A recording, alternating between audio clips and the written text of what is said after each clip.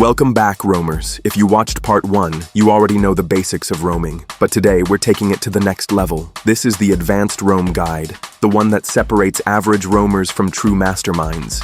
In this video, I'll show you how to dominate the draft, read the enemy like an open book, and create clutch plays that win games. And for my solo rank warriors, I've got a special segment at the end. How to outsmart the dark system and carry even when your teammates seem hopeless. So stick with me till the end, because after today, you'll never look at roaming the same way again. Let's start where most players mess up. The draft. Picking the right roamer isn't about what you like to play. It's about what your team actually needs, and what the enemy absolutely hates to fight against. Ask yourself, does my team need a strong initiator? Do we need sustain, extra CC? Or maybe just someone who can keep the backline alive. Here's an example. If your team is full of squishy heroes and you lock in a healer, guess what? You'll have heals, but no one to actually start a fight. You're basically asking the enemy to jump on you for free. But if your jungler or X-blaner already picked something tanky that can initiate, then healer support suddenly makes sense. They amplify your team's power instead of leaving holes in the comp. Now, I know my solo rankers are rolling their eyes right now like, bro, half the time I don't even get to pick last. My team just insta-locks random stuff. And yeah, I get it. That's why in solo queue, you go for safe roam picks in the current meta. Heroes like Grok, Kufra, Carmilla, or Akai. These guys bring sustain, crowd control, and even decent damage. They're never really bad picks. But if you're lucky enough to draft with your squad, or at least paying attention to comps, you can flex more situational roamers. Atlas, Tigreal, Lolita, Johnson. Just don't fall into the trap of spamming healers or unconventional roam picks like Saber or Natalia every single match. Those can work, but only if your team already has a strong initiator and front line. So here's the bottom line. Draft smart. If you pick with synergy in mind, you're already creating an advantage before the match even starts. Healer roams and unconventional roams deserve their own full video, but for now, let's move into the advanced tricks that'll let you dominate the actual match. Now, here's a spicy trick many players have no clue about. Did you know? You can actually tell which buff the enemy jungler started just by looking at their gold. Here's the breakdown. Everyone starts the game with 300 gold. If the jungler starts purple buff, he'll end up with 426 gold after the first buff. The small purple creep gives 22 gold and the large one gives 104 gold. So total 126 gold from purple buff. If you see the opponent, jungle, has 322 gold, you instantly know that he has just killed the small creep of purple buff, so he is in the purple buff. If he starts red, he'll end up with 420 gold, because red buff gives 120 gold. That's it, just a tiny difference of 6 gold. But it's enough to read their pathing. So next time, instead of face-checking bushes like a maniac, just peek at their gold and boom, you know exactly which buff they started. Once you know which buff the enemy jungler started, you can actually predict their jungle path. Purple start, they'll usually rotate to the top lane first. Red start, they'll head to the bottom lane. And when you know their path, you can do so much with it. 1. Interrupt their jungle farm. 2. Block their very first side lane gank. 3. Or, if a teammate follows, ambush them for an early kill. It's like playing chess while they're playing checkers. You're always one step ahead. Here's a secret that will instantly boost your gank success rate. Minion timings. Remember this number, 27 and 57. That's when minions always meet in mid lane. For the side lanes, it's 2 and 32. Now why does this matter? Because if you rotate randomly, you might waste time. You'll show up, and the enemy just hides under turret with no reason to step up. No fight, no opening. But if you rotate at those exact timings, the minion wave has just arrived. That means the enemy has to walk forward to clear the wave. And guess what? That's your opening. That's when you strike. So stop ganking at random. Sync your rotations with the minion waves and you'll suddenly find yourself catching enemies off guard every single time. It's like turning the map into your personal clock for free kills. A great roamer doesn't just play their hero, they play the mind game. Start with your own teammates. Are they aggressive or passive? Do they dive too deep or hesitate when you engage? Do they actually follow your signals or ignore the map? Have they mastered their heroes, or are they shaky? Don't judge them. Analyze them. Store this info in your head, because once you know how your team plays, you'll know how to sync with them for maximum impact. Then turn your eyes to the enemy. Are they rotating as a squad or moving solo? Which lane are they pressuring most? Gold, exp, mid, or your jungler? Is their roamer babysitting the marksman, sticking with mid, or shadowing the jungler? And most importantly, what rhythm are they trying to play at? Now here's the golden rule. No matter if it's solo, duo, trio, or full 5-man you are playing, the team that syncs the best will always win. As a roamer, you're the one with the full power to adjust, to break the enemy's rhythm, and to pull your teammates into harmony. That's why the best roamers aren't just supports, they're puppet masters, pulling the strings of the entire battlefield.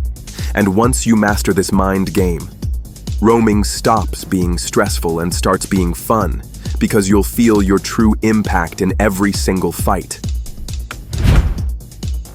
Here's something every roamer needs drilled into their brain. Bushes are death traps. There are certain bushes on the map that enemies love to camp in. And trust me, even if you're a tank, if you face check blindly, they can and will delete you. And what happens if you die for no reason? Your team loses its shield. No protection, no front line, no control, until you respawn. That's basically handing the enemy a free window to pressure your team. So what should you do? When rotating solo, always expect enemies in the high-traffic bushes. Be prepared. Keep your flicker ready, or don't hesitate to drop your CC to lock them down and escape. Most importantly, remember, as long as you stay alive, you're valuable. A roamer who survives keeps the team safe. Dying mindlessly equals wasted impact. Staying alive equals constant influence. When you're playing aggressive roamers like Grok, Kufra, Hylos, Akai, Hilda, or Kaja, your job isn't only to engage, you can also soften the enemy before the real fight even begins. Here's the trick. Use your skills to poke the enemy, then back off while your cooldowns reset. You're not trying to kill them right away. You're chipping their HP little by little. Why does this matter? Because the lower their HP, the less confident they'll be when a fight breaks out. Doing this, you can also make them waste skills and spells on you. A squishy mage or marksman at half HP will hesitate to commit or even play super safe. That hesitation equals free advantage for your team. When you finally engage for real, the enemy side is already crippled, and your team will feel more confident to dive in hard. This small habit of poking and backing off can literally tilt the balance of team fights before they even start. But don't do this if you are planning an ambush with your team, as it will make them aware of your presence. Basically, you can use this when you are certain no fully committed fight will happen at this moment. Next up, the flashy stuff, tank flicker combos. A good combo can win a fight, but a perfect flicker combo, that wins you the game. It's not just about knowing your skills. It's about timing, muscle memory, and confidence. Think about it. Everyone hypes up assassin, fast hand combos, or mage one-shots. Sure, they're flashy. But as someone who has played every role in this game, I can tell you this. Nothing feels better than pulling off a clutch flicker combo that turns the entire match upside down. Tigreal, flicker, ultimate, Atlas, flicker, fatal links, Kufra, Minotaur, even Badang. When you chain that flicker with the perfect engage, you don't just win a fight, you create a moment that your team will never forget. So don't just practice the hero, practice the flicker combos. Build that muscle memory until it's second nature, because once you master it, you won't just be a roamer. You'll be the guy who makes those highlight level, game-winning plays. Now let's be real. Sometimes your team falls behind in gold. It happens. But here's the secret. Being behind doesn't mean you're useless. This is where the counterattack strategy comes in. When you're behind, the enemy has map control. They own the jungle. They set ambushes, and you feel like you're suffocating. But here's the mistake most roamers make. They still run into bushes thinking, I'm the tank, I must check vision. No, that's suicide. When you're behind, bushes are not vision. They're death traps. Step 1, Play defensive. Stay near your turrets. Tell your team in chat. Don't overextend. Clear waves. Be patient. Now, two things can happen. One, if the enemy is smart, they'll freeze waves outside your turret to bait you out. Don't fall for it. If you walk out too early, they'll collapse and wipe your team. Be patient. It's a waiting game. Two, if the enemy is cocky, and let's be honest, most of the time they are, they'll lose patience. They'll dive your turret, chase too far, or take a risky fight. That's your moment. The second they overextend, flip the switch. Use your initiation skills and go straight for their backline, because now they're out of position. And even though you're behind in gold, the situation itself favors you. And trust me, there's no better feeling than wiping out an overconfident enemy team who thought the game was already over. Now, combining the basics from part 1 with the advanced tactics I just gave you, you're already equipped to dominate rank games as a roamer and win more stars. But let me be real with you. Just watching a video doesn't instantly make you a better roamer. Mastery is a process. It takes practice, patience, and persistence. Everything I shared comes from years of playing, failing, learning, and refining. So don't get discouraged if you can't replicate the results right away. These tactics are tools, and the more you use them, the sharper they'll become. Over time, you'll notice yourself winning more, leading fights, and fueling up your stars. Now, I know what's going on in your mind right now, especially my solo rank warriors. You're thinking, okay, but what about when my teammates are way weaker than the enemy? What about when it feels like the system is stacked against me? Don't worry, I'm not leaving you with just tools. In the next segment, we're breaking down the truth about the dark system, why it feels like it happens, and more importantly, how you can use your roaming power to flip the script and turn even the toughest matchups into victories. So stay with me till the end, because what I'm about to share might completely change the way you see ranked games forever. How does Moonton's matchmaking really work? Well, every player is assigned a certain hidden matchmaking point, and it's based on a few key things. Rank. The system prioritizes same or adjacent ranks, like Epic with Legend, MMR, their version of ELO, balancing average skill levels across both teams. Recent performance. If you're on a win streak, the system will test your ceiling by giving you stronger opponents or weaker teammates. Party size. Solos fight solos. 5-man teams face 5-man teams. Queue time. Wait too long? The system broadens the search and balance goes out the window. Role and medal points. Your role-specific performance gets factored in. Behavior patterns. Rumor says negative players get grouped together more often. So what's the takeaway here? When your performance is constantly strong, the system balances it out by giving you tougher opponents or weaker teammates, all in the name of making the match fair. Here's the problem. Your teammates might be weaker, but there is a plus point. You are the strongest player among all 10 in that battlefield. That means the game is telling you one thing. You have to be the difference maker. Now I know what you're thinking, but bro, it feels like 1 versus 9 with these feeders. What can I possibly do? Trust me, I get it. Since the day I started playing this game, I've been a solo ranker. I've lived through the pain of watching teammates feed, troll, or just play like headless chickens. But here's the truth. It's not as hopeless as you think. You see, a smart roamer has a unique power. You're not just protecting or supporting, you're the one pulling the strings, shaping rotations, controlling vision, setting the rhythm. And when you do this right, you can turn a flock of sheep into a pack of lions. Yes, your team may look weak, but under the guidance of a great roamer, they can suddenly look unstoppable. That's what I'm going to show you today. How to deal with the dark system and still come out on top. Whenever a match starts, I have zero expectations from my teammates. All my focus is on one thing, using the tools, tactics, and strengths within me to change the outcome of the match. At the start, I don't rush. I observe. I watch all 5 of my teammates and all 5 of my opponents. I'm analyzing skill levels, decision-making, map awareness, even who has mastery over their hero. Because I've played every role, I can read these patterns quickly. From that analysis, I decide my gear of play style. If my team is strong enough, I can go maximum gear. But if they're weak, I'll slow it down and shift into a style that matches them.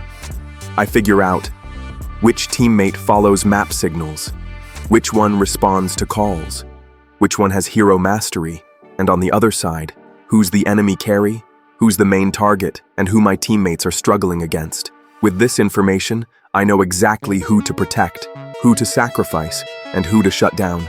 And yes, sometimes your teammates are so bot, they're constantly out of position. In those cases, let them die. Don't waste your life on hopeless saves. The opponent may get early advantage, but that's fine. My mindset? I'll drag this game to late. I switch into defensive mode, keeping teammates alive when possible, making sure they can at least farm minions, and waiting patiently for a counterattack opportunity. Patience is everything. Don't fall for traps. Don't overcommit. Keep using quick chats and signals, even if your teammates ignore them, because sometimes that one signal at the right moment changes the fight. My theme is simple. I will do everything I know. The rest is out of my hands. But from my 20,000 games of experience, I can tell you, patience pays off. Yes, I have all the weapons to make insane engages, but if I know my team is slow to react, diving in is useless. Instead, I wait for the perfect moment, the counterattack. That moment where I bring the enemies right into my teammate's face, and even if they blindly mash buttons, we secure kills. And that one fight can swing the entire game back in our favor. That's the true power of a roamer. Most roamers, especially CC roamers, have something no other role does: game-changing initiation. With patience and mind games, you can flip a match in ways damage rolls simply cannot. Think about it. If you're jungling with a trash roamer in your team while the enemy has a solid roamer, you'll be invaded non-stop, starved of farm, and locked out of the game. You won't carry that match alone. But as a roamer, you're not tied down by lanes or farm. You have the freedom to prevent ganks, control rotations, and set the entire pace of the match. Single-handedly. That's your unique superpower. So stop blaming your teammates for every loss. Instead, ask, how can I level up my analysis and syncing skills? Because the winning formula as a roamer is this: sync with your team, no matter what kind of players you get. It won't happen overnight. But the more you practice this mindset, the more you'll see results, even under the so-called dark system. This is why I have faith in you, because you now have both parts of this roam guide. You've got the basics, and now you've got the advanced tactics. Don't lose faith in this role. If you do, you'll miss out on experiencing something truly powerful. The roamer role can transform hopeless matches into legendary comebacks, if you master it. If you're new here, welcome. I've been playing this game for 6 years, across every role, in different seasons. I created this channel to share everything I've learned so that you can level up your own gameplay. My plan is to cover everything from beginner to advanced level.